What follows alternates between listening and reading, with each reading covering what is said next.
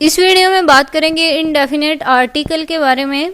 तो indefinite article जो हैं वो आ और एन को कहते हैं। डेफिनेट आर्टिकल के बारे में बताया कि द जो है उसको हम डेफिनेट आर्टिकल कहते हैं, लेकिन इनडेफिनेट आर्टिकल आ और एन को कहते हैं। तो इनडेफिनेट आर्टिकल्स जहाँ भी आप देखेंगे आ और एन जो है वो लग रहा है, तो वहाँ पे आप कह सकते हैं कि ये इनडेफिनेट आर्टिकल है।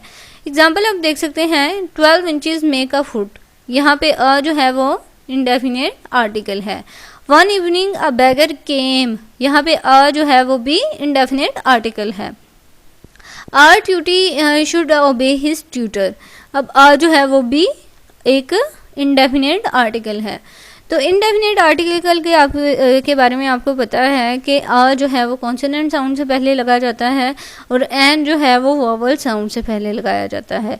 और इसी तरह ये बहुत ही इजी सा कंसेप्ट है इनडेफिनेट आर्टिकल का। आई होप आपको बिल्कुल क्लियर हो गया होगा। Thank you so much for watching. अगर आपको वीडियो अच्छी लगी तो इसे लाइक और सब्सक्राइब ज़रूर कीजिएगा।